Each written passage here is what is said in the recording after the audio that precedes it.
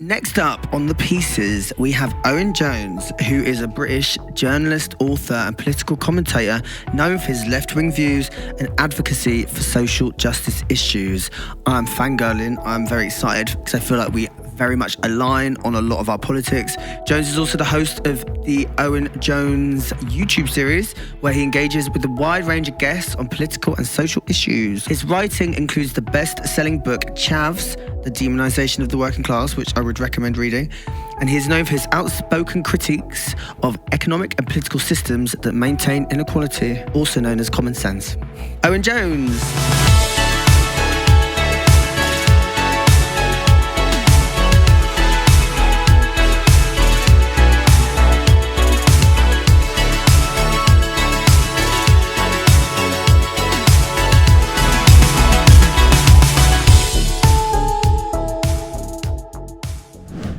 All right, babes, it's Bimini, and we are back with a brand new episode of The Pieces. And we have today a very special guest for you.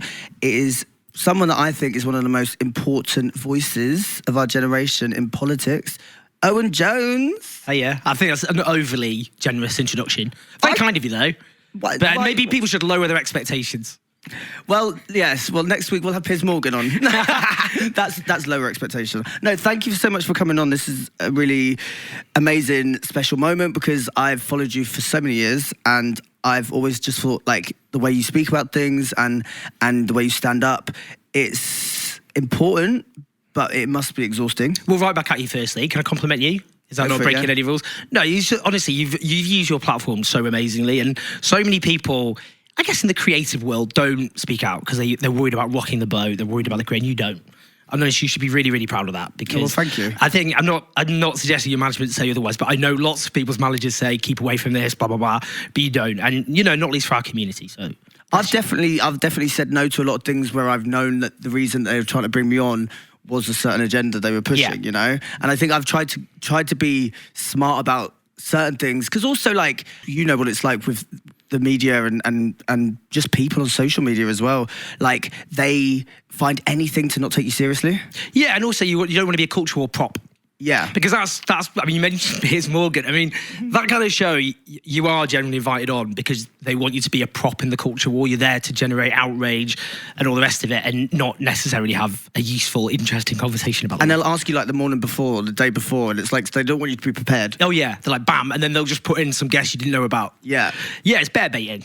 It's bear baiting, but yeah, I think it is a bit exhausting. I mean, it is. I mean, the world's just a bit exhausting because it's gone to, I don't know, do we swear? Yeah, it's gone to shit, hasn't it? I think that's what's exhausting. I think the problem is if your job is talking about the world, there's a direct correlation between, feeling a little bit grim about it and the world being terribly shit. Not to make it about me, the world being shit is about my emotional well-being. But I mean, obviously, yeah, it's a tough time.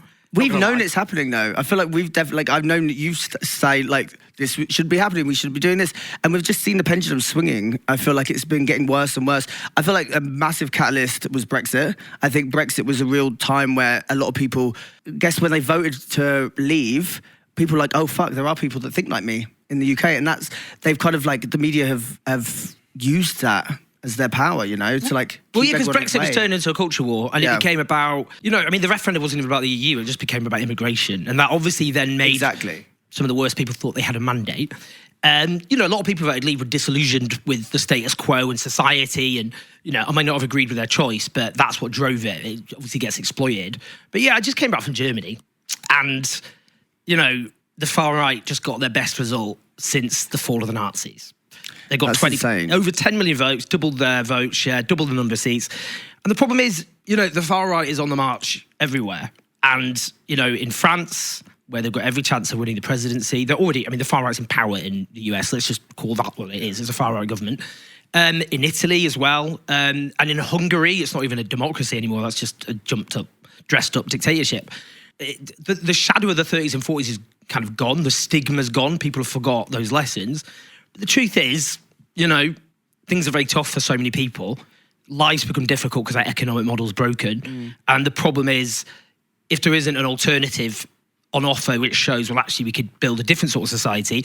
Instead, the idea that, well, actually, you're struggling, your life's shit in so many ways, and your kids' lives are so difficult because of migrants, because of refugees, because of Muslims, because of someone else who's struggling as well as you in different ways. So, that's the problem. It's really depressing because struggling people have been turned against each other rather than thinking that actually the people we should be angry about are the people at the top who are making a killing at the expense of everyone else. Because the funny thing, and me and Michaela Loach, she was just on, she's amazing, obviously, a climate activist.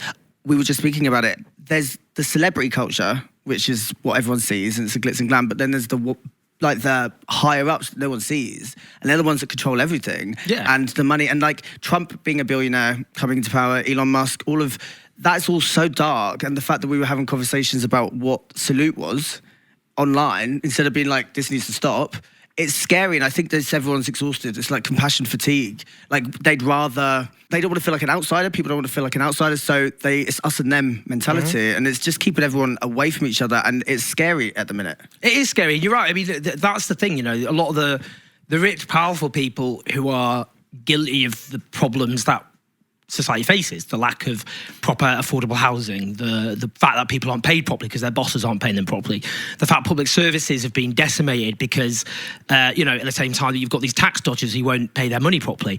You get all this, the right wing talking about patriotism all the time and people on the left are unpatriotic because they want to make their country better. But, a lot of those are rich tax dodgers who take the money, and it's important to remember this, that money is made, the wealth of society isn't made by some CEO just sitting on their arse all day. It's workers, whether using their brains or their hands or both. They create the wealth, but then a lot of that wealth just ends up in a tax haven abroad by then the same sorts of billionaires who fund politicians who go and denounce anyone who doesn't agree with them for being unpatriotic. I just think, that's the problem. The world's turned on its head. That's the world we live in. The world's turned upside down, and we're encouraged to get angry with people who are benefit claimants or migrants or Muslims rather than people who don't pay their taxes, who don't pay their workers properly, and who cut us public services to the bone. Yeah, it's annoying, isn't it? It's scary as well because I think we've been seeing like the pendulum going, and we've seen the media conversations, and I think the rhetoric become a lot more insidious because it's like you said, it's it turns people against Muslims, turns people against trans people, the conversation around trans people. It's all intersectional when it comes to this, and they want to keep the division. And the fact that Trump came into power and just changed so many laws straight away and took away the rights of the trans person's identity is really terrifying, because that just dehumanizes and invalidates the existence of an entire group. Is 1% of the population, and it's the wrong 1% that they're looking at, But it's an example of the world turning on its head. I mean, trans people who had been demonised, and the way gay and bisexual people were, I know obviously homophobia and biphobia is obviously still a huge problem, but it was intense and officially supported in the 80s and the 1990s. It was very mainstream to just portray gay men, particularly as sexual predators, in the way that trans people are. But the world turned on its head is you've got Donald Trump, who was a sexual predator, who was systematically, repeatedly preyed on women, then posing as a champion of women's rights and demonising trans people as the sexual predators. I mean, again, if you look at the impact of right-wing economics, those who suffer the most always tend to be women. In Britain, the vast majority of cuts fell on the backs of women because they were more likely to be in public sector jobs. They're more likely, for example, to have families and kids where they receive money from the state for social security. So this is a classic example. They go after trans people and go, they're the threat to women. Whilst you get these politicians who are A, sexual predators, who literally prey on women, and B, cut back on services and support for women. I mean, it's just, the world is on its head. What would you say to those people that because obviously these are heavy topics and they're real, it's happening in real time. It's now, and I think a lot of the time education is lacking when it comes to these. That's why you go home at Christmas and you hear people are I hate going home at Christmas speaking to my family because they're going to say so and so or say whatever. I've had experiences like that, and it's hard to bite your tongue because where I grew up is Reform, by the way, is one of the seats of Reform. And when I went back, where was it again? Great Yarmouth. Oh yeah, Great Yarmouth. And when I went back, it was because even the Guardian reached out and was like, "Can you comment on it?" And I was like, "Well, obviously my opinion is not that I support it, but what am I going to say? slag off the entire town of Great Yarmouth, because I'm like, that's where I came up from. But it's really sad to go back there and see how there's lack of funding, lack of resources, lack of money anywhere. There's not an immigration issue at all. Like, there's really not. But they have been led to believe that the reason that there's deprived and there's a lot of poverty is because of that. It's scary, and it's worrying to hear the conversations at Christmas, because it upsets me when my family say things, and I'm not just my family, I love my family, but like when things are said over the table, and I'm like, what? How can you say that about people that are trying to just get a better life or are fleeing war-torn countries? Like the dehumanizing language and just lack of compassion, I guess. Yeah, I mean, I grew up in Stockport, the Croydon of the North. Love. But less glamorous. I'm joking, I love Stockport. Stockport, you can take the bite out of Stockport. Yeah, I mean, I grew up near the centre of Stockport, Kale Green, which again was an overwhelmingly, Kale Green, Davenport, it was an overwhelmingly white area. It might maybe be more diverse now, but, and that voted Leave. That area, that ward, and UKIP, as it was, had a good showing there, and that was people being angry about migrants when there's just very, very few migrants, certainly when I was growing up, and much less in the rest of the country now. I mean, areas like London, which have higher levels of migration, have lower levels of anti-migrant sentiment, where people mix often, not always the way you get. I mean, Hackney, of all places, used to be one of the centres of the British far right. In the 1970s, the National Front, Hackney was their big, Shoreditch was one of their strongholds. You'd never imagine that now. No. And you got the same process in Dagenham, where you get a new influx of population, and then you get this backlash. But actually, when people live together, work together, sleep together, have families together, that anti-migrant sentiment disappears, because it doesn't make any sense to be angry at people who are part of your life. But you often get, in places, where I grew up, a lot of my friends grew up in very, very difficult circumstances. I was the only boy in my primary school to go to university, and more went to prison, and that was because I had odds stacked in my favour that they didn't. But it's easy, if there's not an alternative on offer, it's really easy to say, well, actually, the reason you're struggling isn't because the people at the top aren't paying their way, we're not taxing the well-off properly to fund your services. It's because the scarce resource in your own competition. And, if you make people feel that, there's only these scarce resources, there's nothing more you can add to the resource pile, then it will make people think, I'm in competition. And then people start thinking, well, which of the competition isn't legitimate? Which of the competition that shouldn't be there? So then, you get the right-wing media, right-wing politicians, they'll go, it's this single parent, it's this so-called scrounger, it's this migrant. And it's about making struggling people think they're always in competition with each other.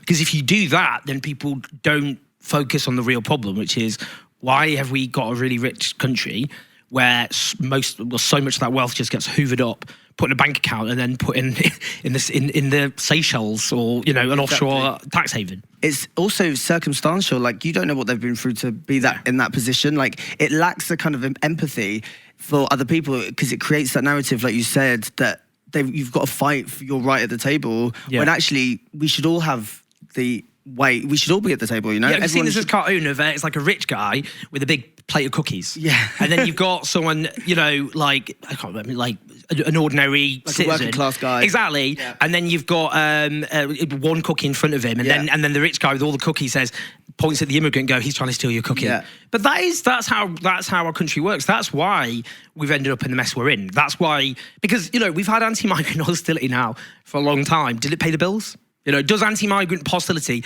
does it pay the bills? Pay someone's bills. Yeah, well, exactly. But we had all this. We've had it for years. It's been the main topic of political conversation. It also lacks. It focuses on migrants in a negative, dehumanizing way, and actually doesn't talk about the migrants that are here, that work, and that are working, like your doctor or your nurse. Well, they put the NHS. Yeah, exactly. Someone that you're going to see, that you see all the time. It doesn't allow people to see them as migrants, because that's not what the narrative they're trying to spin. People that are working as a doctor is fine. Like, it's really rooted in classism as well. It's rooted in devaluing them. Yeah, I mean, it's funny as well, because if you look at it from the perspective of a lot of people who've come here, I mean, because we don't talk about history in this country, Britain went and invaded those countries. They invaded those countries, stole their resources. It's in the British Museum. Well, exactly. Literally looted their stuff, exactly. And in many cases, literally enslaved their people. I know people went, well, we got rid of slavery. It's like, well, yeah, but we enslaved people first. It's like, you don't say about a serial killer. Well, okay, he was killing lots of people, but he did stop killing them after a while, so we should praise him for that. But you know, these are countries that Britain subjugated, and then a tiny, tiny proportion of them come here. We're like, they're invading, which is a lack of perspective. I mean, the truth is, migrants, what they do is they come here and work and they pay taxes, and it makes the economy bigger. Yeah. And we've got an aging population. Who's going to, you know, if we don't have a bigger working age population, then how do people think we're going to pay for public services? But again, it's just always, it's distraction. It's always, you know, don't be angry. You know, you shouldn't be angry with the people at the top. You should be angry at, you know, if you get mugged, it's this idea. Don't be angry at the person who mugged you. Be angry at the less deserving person. They should have got mugged instead. It's a completely ridiculous way of looking at society. We're being mugged by the people at the top. Yeah. And then they're telling us to be angry that other people haven't been mugged by them, which is ridiculous. So going back to the boy that went to university and didn't go to prison. I didn't, not yet. Didn't go to prison, the way yet. thing are going, though. Yeah, I mean, maybe. But like, what was it that you had in you, I guess, your drive, your passion? I mean, I had a completely different upbringing for most of the people I grew up with. My dad worked for local authority. He worked for Sheffield City Council. My mum was an IT lecturer at Salford University. To people I grew up with, that made me posh. Like, you know, that is a world away from people I grew up with. And because I went to Oxford, I went to a state, you know, I was educated at state schools in Stockport. And what gave me an understanding, I think, of class in Britain is growing up with people whose lives were often very difficult and rigged against them. And then, you know, I'd never met someone from a grammar school, let alone a private school, till I went to Oxford. And then meeting people who just didn't understand how the world had been rigged in their favour and their lives had been rigged from the start, and thought, you know, their understanding of people whose lives were difficult was that they were lazy and feckless. And it's just not, you know, that's what made me understand class, seeing these, being in these completely different worlds. Because everyone likes to think they got to where they are on their own steam. And a lot of people who are privileged get very upset if that privilege is talked about. Because they're thinking that you're demeaning them and that you're I didn't mean for this. Well, it's like you say they think you're saying you're not talented. Yeah. And the truth is, I'm just going to be honest. You know, the British media is which I'm part of, is the national media is the second most privileged by the occupation of the people's parents who work there of any occupation other than medicine. And you know, I'm afraid to say that isn't the best of the best. No. Unless you believe in, like, you're like a social Darwinist who think that they're genetically superior. The fact is, the media is an example of a club which is rigged in favour because of things like unpaid internships, because of things like local newspapers being trashed, and that was a way in often for working class aspiring journalists. Things like having too expensive postgraduate qualifications, a lot of people just can't afford that. But or just like nepotism, like lots of people just knowing people in the media. And you see a lot of surnames, you're like, oh, hold on a minute, they've got the exact same surname as.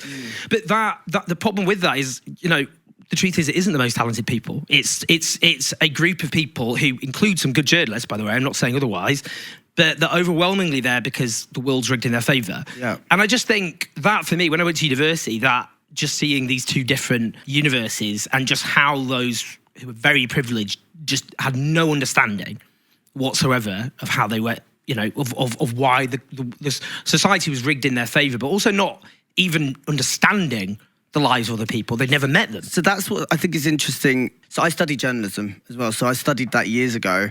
And it was like 10 years ago. I was really engaged. I'd love to have done it, but I think I was an attention seeker, so I started doing drag as well. But I tried to include politics in that. But I remember at that time being the only one in my course that was wanting to speak about social issues, and no one really wanted to do it. And I remember thinking, like, getting so worked up at being like, do these people not understand, not seeing it? And like what you just said there, like, people don't understand, or do they not feel it? Do they not see it? Because to me, it's quite obvious. Yeah, but if you've never really met people from different backgrounds, then you can. You've got, in the past, well-off politicians and well-off journalists who've understood social injustice, and you've got people from different, you've got people from poorer backgrounds who end up as Conservative MPs and do over people from those backgrounds. It's not an automatic link, but I never thought I would make it into politics or journalism, being queer, working class. Like, that's why I find you really inspiring, because someone that's very outspoken and is gay and like has. Am I? Oh, don't out! You've outed me. Oh, well. No, sorry, Mum. But like, speaks about LGBTQ issues. Like, you did it, like you do it, and I think I didn't feel like I would be welcomed into that space or be able to be successful in it because of all of that. Yeah, and it took me, because I don't know about you, but I mean, I had to go through a lot of internalized homophobia. Well, absolutely. I feel like that's we're still deconstructing it now, you know? Yeah, 100%. But I felt through my 20s, I kind of unpicked that. I had to go through a journey. But it's increasingly felt that there's no point having a platform unless you use it to fight injustice. I always felt that. That was the whole point of me being a journalist and a writer. That was the point. But with LGBTQ issues, I felt a responsibility, particularly as the anti-trans backlash and the anti-trans moral panic became such a dominant part of British politics. A really grim, relentless onslaught on, some of the most vulnerable members of society often, and particularly the most vulnerable members of the LGBTQ world. And, my view was there's so few people in the British media who would be prepared to speak out and not be part of it, that it would be, I'd never forgive myself. Like, I just morally, what are you even here for? And that's what I felt, with every issue, that, I'm not here to go on TV for the hell of it. I'm not here to write in newspapers for the hell of it. I'm not, that's not my job. I know that's why some people want to be journalists. Some people want journalists, they want the attention and all the rest of it.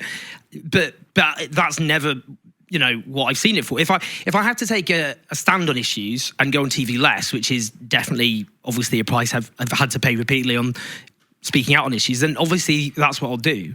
And you've seen that, what's happened to trans people is a relentless battery of assault where trans people have almost been erased from public life in so many ways. Yeah. It's a so-called conversation. It's not a conversation, but they're not part of. It's just a shouting match by people who've increasingly got angrier and more radicalised and more hateful, who've pushed the boundaries relentlessly because nothing is stopping them. And they've turned this country into a hostile environment for trans people. I mean, lots of trans friends of mine want to leave the country. Yeah. And I just, and the reality of being trans, of like things like fear of using a public toilet, things like fear often of leaving the house and getting abused, of being, attacked or abused in the workplace, in schools, in the street. That is just erased from the conversation, and it's just what happened with gay people is the relentless drive to find the most extreme and unrepresentative examples and make that, extrapolate that and make that's what gay people like. I mean, in the 1970s, Anita Bryant, who was one of the most popular Americans, one of the most popular American women according to the polling, she was a model. She was famously fronted these orange campaigns, and what was the name of her campaign against gay rights? Save Our Children. And she said, this is about children's rights. She said, I'm not homophobic. It's not about, I love gay people. I'm Christian. I love all people.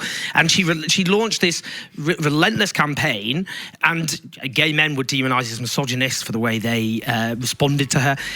A lot of it is just regurgitated. Yeah. People don't realise history doesn't often repeat itself, but it does often rhyme.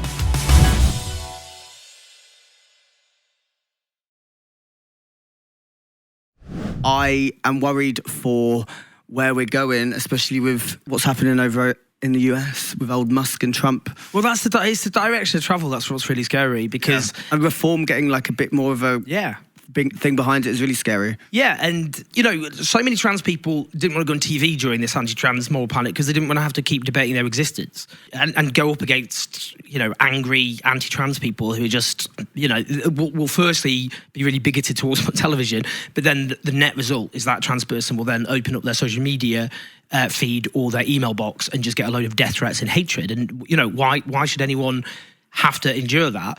It's been very difficult because there's been an attempt to just relentlessly target trans people in the same way, that we've seen it against migrants and other minorities.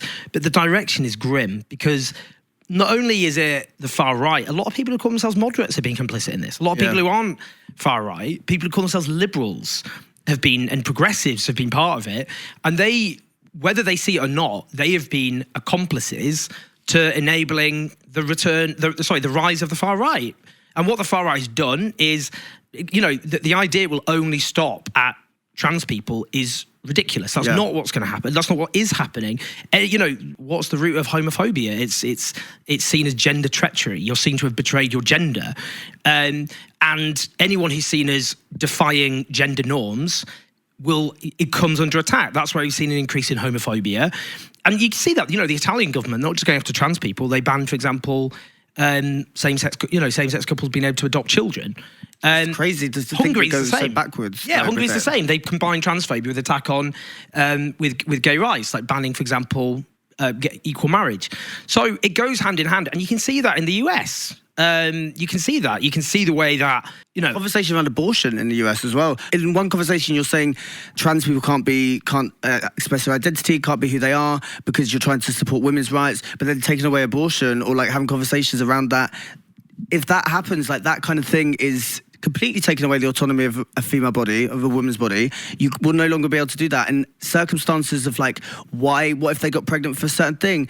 In certain states, not being able to have that is scary. And the fact that it's one after the other, or it's all happening, and people need to understand that we have these rights now because people fought for them, but they can be so easily taken away, and that's what we're seeing happen. You've made two really important points there, by the way, because firstly, what our recent history shows, or history always shows, is that LGBTQ rights and women's rights, obviously they overlap, but they rise or fall together. Ireland's a really good example. You've seen in the last few years, you saw trans rights being legislated, abortion rights being legislated, equal marriage being legislated.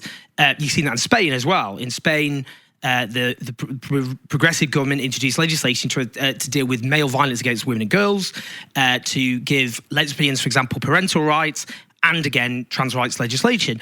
Look at the places like the United States, as you mentioned. In the US, trans rights are going backwards, and so are women's reproductive rights. And you've seen that across the board in other countries where there's a government in place which is legislating for trans rights, they're also legislating for women's rights.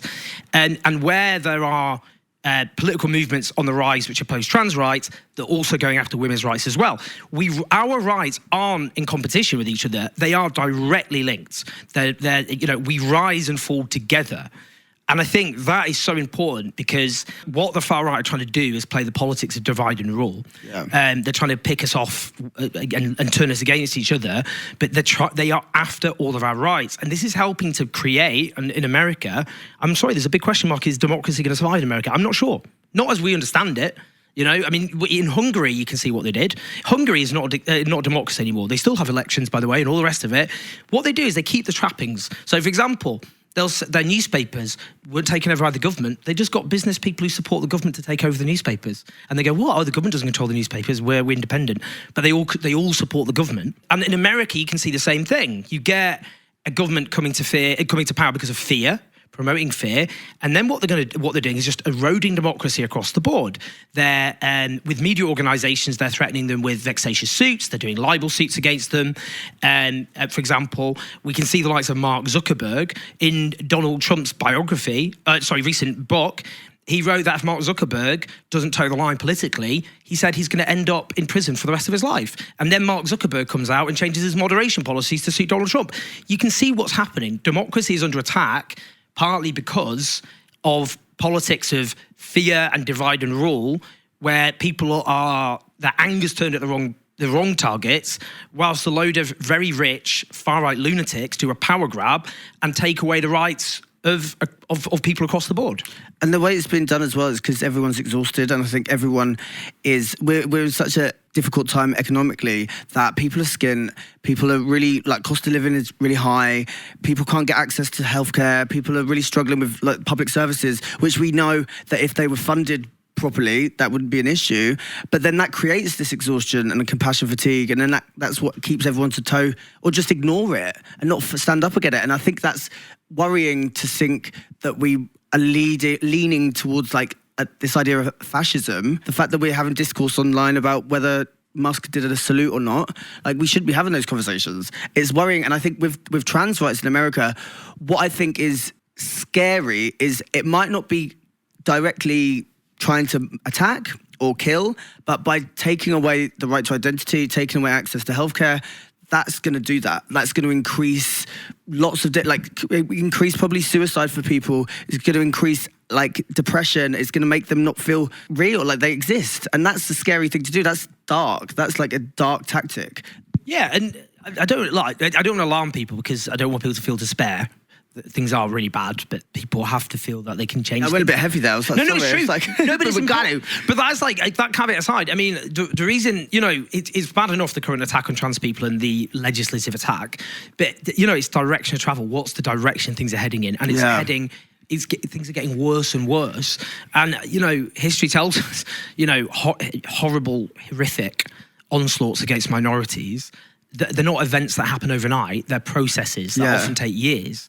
The danger is, particularly with the anti-trans hysteria, is because there are so little pushback, so little concerted pushback, they're just pushing at an open door. And when are they going to stop? Where are they going to stop? At what point are they ever going to be satisfied? And the answer is they're never going to be satisfied. They're never going to be satisfied with the existence of trans people.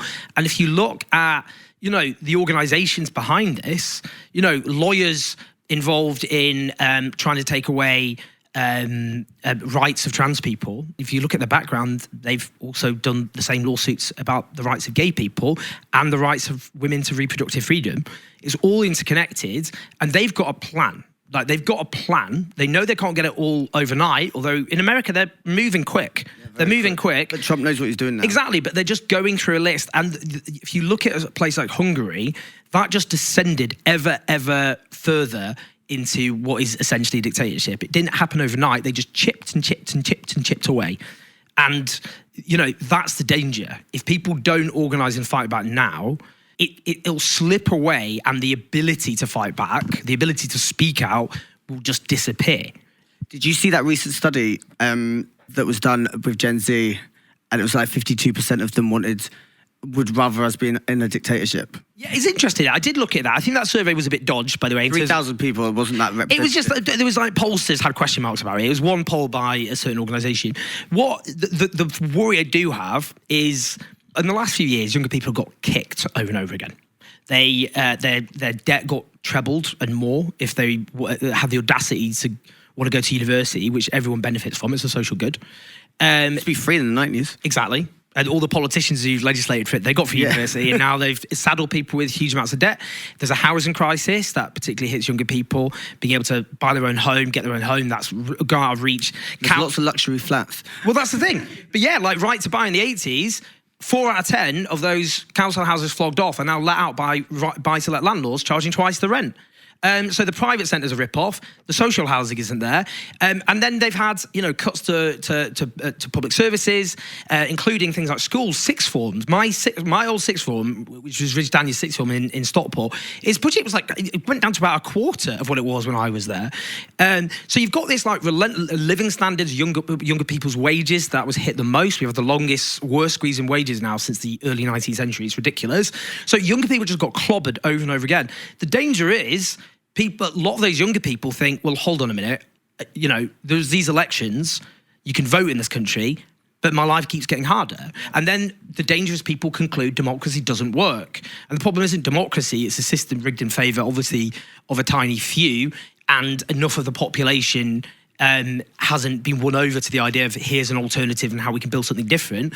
But yeah, I fear younger people go, well, look, we've got this democracy thing, it's not worked out for me, let's give up on democracy. And that is really dangerous. Well, I feel like even just like socialist values, if you speak to someone, I feel like most of the time, if you like kind of Trojan horse them about what socialist values are, they agree with that. They agree that we should have like more funding to health services for people, public like services should be in the hands of the people. I think it's like socialism, because it goes against capitalism, it is not in the benefit of the people that is going to at the power. So that's why there are alternatives. We can make a change, but it's not going to happen because it's not going to benefit those people. We need to revolt, basically. Yeah, little revolution. Why not? Let's do it. Viva la revolution. Let's go. Yeah, I mean, the part of the problem is most newspapers are run by very rich people, and those very rich people, it's in their interest to have a society rigged in their favour. I mean, they don't like paying taxes. They see their they've got a relationship as employers with workers, so they don't like workers organising to make their lives better. They want a society where profit is king. And that's the problem. We find the government doesn't control our press. We're not North Korea, not a good place, not an ambitious place to start. But it's run by a very small number of very, very, very, very rich men. And, you're right. If you look at the polling, most people think we should have public ownership of our utilities. They think the very rich should pay more money. They should pay more tax. And they believe in things which, you would call socialism. Yeah. But it's hard because those ideas don't get a hearing properly, because those newspapers do everything they can to crowd it out. And instead they just feed everyone nonsense about, well, what about migrants? What about refugees? What about this poor person down the road living in a mansion made out of widescreen television sets with 50 kids? But that's what they do, and the conversation is toxic. It's funny because, social media is often, people talk, disinformation, misinformation, that is a problem. But look the media is the same. Look at it. I mean, a very notorious example was the Sun with the Hillsborough disaster, where they blamed Liverpool fans for what happened. But that's just one notorious example. They've done this for years. It's like I always think, how did they get away with just lying all the time? Like, it's a freedom of speech. But this freedom of speech, I feel like, shouldn't have freedom of consequence to be able to just write what the fuck you want and get away with it, It's like incitement, a lot of it. A lot of people are being radicalised by these newspapers. You often get this with, like, when we talk about Islamist terrorists, you go, who are the hate preachers who radicalise them? Like, fine, let's have that conversation. But what about hate preachers in British society who run newspapers? Yeah. And, you get people radicalised into hating certain groups in society, and some people act on it. They beat people up, they attack people. And we know that, as queer people, in the 1980s, 1990s, the media whipped people up into a frenzy about gay people. And that culminated with Margaret Thatcher passing Section 28, which banned the so-called promotion of homosexuality in schools. In practice meant there was no didn't work. Well, there was no, but I didn't get taught about it at school, because it was illegal. And the consequences of that hysteria were people got beaten up and people got killed. And we've seen people at a time when they're struggling get whipped up into anger and fury at all the wrong targets. And that's got really ugly consequences, because our democracy is now under threat, whatever that democracy was in the first place. I always think they use the most outrageous examples of whichever demographic that they are trying to portray as the villain. But if we were to talk about the amount of that men have done, it would be crazy, because there's too much, Like, if we say that all men are after one incident, that's just not going to happen, because they're obviously there's the different levels of kind of privilege. Yeah. And white straight man is at the top of that, and everyone else falls under line, and they're the ones that going to get the shit, really. Well, again, just to take that example, it is ridiculous that you got all these right wingers going, minority is full of sexual predators, because they do that with migrants, refugees, trans people, you name it. It's like, your God is Donald Trump. Hold on a minute. He's literally a sexual predator. And that's obviously the difference. Those standards don't apply to them. I mean, it's the same. You got this in Britain with the English Defence League led by Tommy Robinson. The EDL was full of people who it was discovered as sexual predators. And they're there going on about refugees and Muslims being sexual predators. It's the world turned on its head. But you're right, that's the playbook with every attack on every minority. It's always, let's hunt down the most extreme examples we can and let's make them the symbol of that minority. Yeah. They're the representatives of that minority. Isn't Tommy Robinson Polish? No, he's Irish by origin. Is he? It's not called Tommy Robinson. His name was Stephen Yaxley Lennon. Yeah. And he's a convicted criminal. A repeated convicted criminal. He's going on about the criminals out there. He's been sent to prison over and over again for a variety of things, including assault and mortgage fraud. Ridiculous. It's like the fact that these are people that people are looking to as aspirational is terrifying. And I think I grew up in a small town. I knew that I wanted to get out. I knew that I wanted to make a change. I knew I wanted to... And I came to London and met people. I felt engaged by it. I felt excited to be part of something. I felt excited going to protest, stand up for what I felt was right, And I think that is something that's hugely lacking now for the younger demographic. I think what we're seeing happen is boys are being told that they are no longer basically the top of everything, and their men's rights are at the back and everyone else is moving forward. And that's why the Andrew Tate's figures are creating this. It's radicalization of that. It's rooted in misogyny, homophobia, transphobia, everything. They've got such a following, of young kids, young boys that follow that idea. Yeah, and because there's so many problems affecting men and boys which need to be addressed. It's just because they're being told it's because women want equal rights or LGBTQ people or whatever. I mean, like the biggest killer of men in this country under 45 is suicide. Yeah. And that's often to do with the fact that it's seen as unmanly to talk about your problems, your feelings. Women are more likely to have mental distress, but they're more likely to get help. Yeah. And less likely, it's that man-up culture. And often it shows, I've written about this, how homophobia damages straight men, because homophobia is used as gender policing. It's used when you grow up, it's this background hum that if you defy certain standards of supposed masculinity, then you are subjected to homophobic abuse. Stop being such a puff. Stop being so gay boy. You're a gay boy. That includes if you don't get into enough fights. It includes if you don't talk about women in a degrading way. And it includes talking about your problems, emotional problems. That seems unmanly.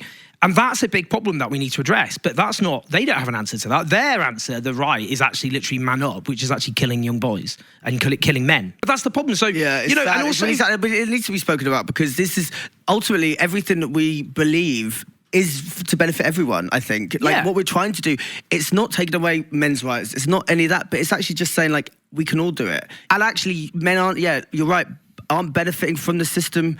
They are benefiting from the system. I don't mean that. I mean, they are also oppressed without really knowing that they can express. That's why we have the higher rates of male suicide. They're repressed because of how we're told masculinity is supposed to be. And like, I remember being told I was gay before I knew that was. Yeah. Like when I was like younger, and I remember like, because I was flexible and I used to dance, like I was told that I was gay, and if I could do the splits, they were like, oh, you don't have a penis. And I'm like, why? That's what everything goes to. Yeah. Like everything goes to what's between your legs. Yeah, exactly. That's gender policing though, isn't it? Yeah. It's if you don't abide by these rules, then you're a puff, basically. I mean, that's how homophobia is used. I actually did, because I wrote this column about homophobia towards straight men, which sounds ridiculous, I know. You're like, oh, wow, Owen, you're making homophobia about the straight men, wow. But the point I was making is it unpicks what homophobia actually is. Because what I did is I did a shout out, and I got inundated by straight men who had been gay bashed. Sounds ridiculous, but that's what happens. These were straight men who grew up, and because they weren't sporty, or because, I don't know, they had long hair, or they were kind of goth and wore eyeliner, some of them literally got beaten up. They literally got gay bashed. And that is, by the way, a homophobic hate crime, according to our law. You know, in the same way that you often get racists attacking Sikhs thinking they're Muslims, that's an Islamophobic hate crime. Well, if you're beating someone up because you think they're gay, that's it's a homophobic hate crime. Not, yeah. And they didn't feel like they could speak about it because they felt they were. And obviously, we need, you know, it's an existential question for queer people, queerphobia, homophobia. But nonetheless, they spoke up about how they were relentlessly homophobically abused and the impact it had on them. But the point I'm making is that it's because homophobia is a byproduct of misogyny and sexism. Exactly. That's what it is. It's because there's nothing less manly in that world than having sex with other men. That's, you've really betrayed being a man. That's the idea. But I think because there's lots of white men who are oppressed, they're just not oppressed because they're white men. They're oppressed because their bosses aren't paying them properly. Who are rich white men disproportionately, not always.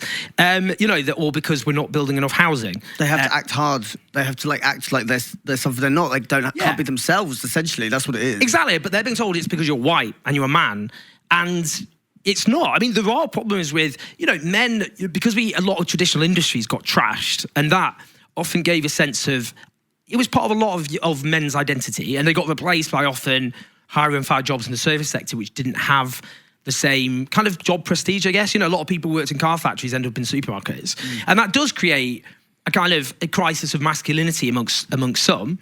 And I think we have to engage with that and what that means in the practice. But the point is how we build a society where people, because you're right, what you were talking about there is that quote, when you're used to privilege, equality feels like oppression. And, I get, because some people go, well, actually, by talking about certain levels of privilege, you're basically saying that if you're a white man who's poor, then you've got privilege because you're a white man. And, it's complicated. Well, overall, you don't have privilege. You're struggling. Your life's hard. But it's not hard because of people who aren't white, and it's not hard because of people who aren't men. You should be angry at the right people. And that's the problem, that white men are being told that they're oppressed, not because they're not paid properly, not because the society rigged it against them based on class, but because they're white and they're men. And that's not true. Otherwise, they're in the same boat. Are we supposed to say that a white male supermarket worker is in the same bracket as Donald Trump. That he's a white man, but the idea that there's some unity between the two is ridiculous. One is a very powerful rich man who runs the superpower, and the other is someone whose life has been made hard because of an economic system rigged against them. So, because that's what they're trying to do. They're trying to stop people thinking about what really matters, which is who's got wealth and power, who doesn't, and make out that you're being victimized because of your gender and the colour of your skin, just because other people who suffer actual, forms of discrimination want that to be addressed. I could listen to you all day because you say everything you say everything that I want to say, but I can't. I don't have the words. I totally agree, and I think what I think is worrying as well when we look at the younger generation, how do we get them engaged? Because I think when I was younger, that was like when I 16, 17, finding my queerness and finding my identity, I was so happy with that. But I went back to my hometown recently for my little sister's birthday, and they say things like that's gay, which I'm like, that's regressive terminology to like refer to something as that's gay. That's what people used to do when I was like 13, and then we stopped doing that because we know that that's using a sexuality as a derogatory term. But people are saying that, and like there's just like lack of drive, and everyone's just using ChatGPT. I mean, ChatGPT. Yeah, that's taking over the world. I mean, it's interesting because I'm a geriatric millennial. I'm a lot older than you. Won't say how old. But I do think, what does give me some hope is when I was younger, that no one cared about politics. My friends just did not care about that at all. They did not want to talk about it. We're not taught it in school for a reason. No, exactly. And that would make people actually more engaged citizens. And if you don't care about politics, politics will care about you. Politics is just the decisions made about you, your family, your community, your country, your world. But I think, and a lot of younger people did get more political about things like, climate, about racism, BLM, about inequality, and, they got a lot more engaged than they used to be. What worries me at the moment, I've seen this in Germany as well, the polling showed this, is, so the left-wing party Die Linke came top amongst younger people, which is great. There's a massive gender split there, massive gender split. So 34% of young women voted for Die Linke, 15% of young men voted for Die Linke. The far right came top amongst young men.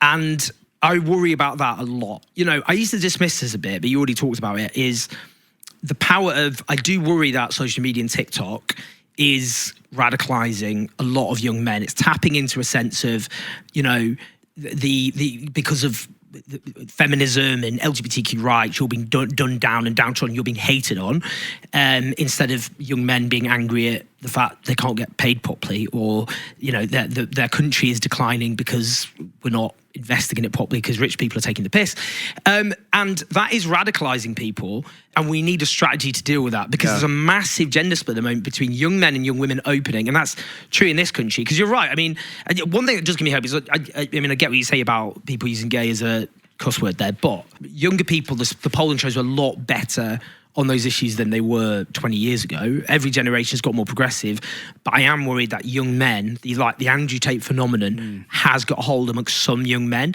And those young men, we shouldn't just write them off or demonize them. We have to try and talk to them and win them over, because they're right to be angry.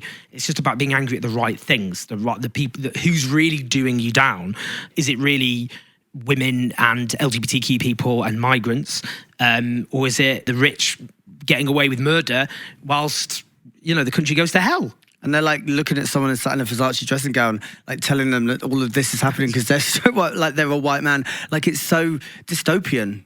It almost feels like like a TV series that's like, I just want to turn off. Well, it is like, I do think it's really disturbing actually, because for ages, do you watch The Thick of It? No. Well, The Thick of It was just like, I mean, it's this series that took the piss out of politics, and it was like in the 2000s. You can see it happening now. Well, no, it's worse than that, because that did become kind of ruined by the fact politics became more absurd. No, I was going to say something worse than that. That happened to The Thick of It, but then it happened to Black Mirror. Like, the Black Mirror is this obviously dystopian TV series, but the problem with Black Mirror now is it feels like we're in a Black Mirror episode. Yeah. Do you know what I mean? It feels really I mean, you see that at the moment in terms of the horrors in Gaza, which feels like this unhinged, murderous computer game being played by those who are, by the Israeli state. You get this, just really artificial intelligence being used to kill people and their families. It's just so scary. But, in terms of what's happened with Donald Trump, all of that is like, you couldn't have scripted it, What a reality TV show star becomes a fascist leader and takes over with the richest guy on earth, who's the Tesla car guy. Like, what is happening here is completely crazy. But we are living in a dystopia. We just have to claw our way out, which we can. So how do we do it? Well, we look through history and things have been bleak before, and the way people organised is by using their collective power. And, if you look back at the suffragettes, for example, in their day, they were hated. They were demonised as terrorists and anarchists. They didn't actually kill people, by the way, unlike a lot of protest movements today. But, history looks back at the suffragettes very differently. History goes, well, they fought this great evil. Whatever people think about their tactics or strategy, the evil that they were fighting against is the real problem. LGBTQ activists, again, people really forget how bad things were for gay people in the 80s. By 1987, the British Social Attitude Survey found that only 10% thought sex between people of the same gender was acceptable. 66% said it wasn't. Things changed because people fought back and organised. And, you can see that with the climate emergency, not enough's been done, but the fact that was paused on the agenda is people organised and fought back. And people have to, if you don't organise, the people who want to trash the planet, the climate emergency obviously threatens all of our existence. The people who want to make it so rich people pay as little or no taxes as possible. And those are the people who will dominate. But if we use our power together, if we realise that more unites the vast majority in society than divides us, we might have different genders, we might have different sexualities, we might have different ethnicities, we might have different religions. But the vast majority of people want a society where you're paid properly, where you've got good pensions, where you've got good affordable housing, where the public services are world class. Where infrastructure works. Like, this country feels like it needs turning on and turning off again. Like, it's literally falling apart, the infrastructure. Those are the things that unite us, and we've got to build those alliances together. And if people build that collective power, then nothing can stop us. But if we allow ourselves to be divided, then I'm afraid then Black Mirror is the least of our troubles. It's so true. And I think everything you said there, it's like, surely that's what everyone wants. Like, it's going to be a long road. We'll get there, hopefully. I feel like it'll be fine in the end. We're taking the scenic route. Yeah, exactly. Taking a scenic route. Yeah, one we do want to do. Owen Jones, thank you so much for coming on The Pieces. Such an honour. It was such an honour. Thank you.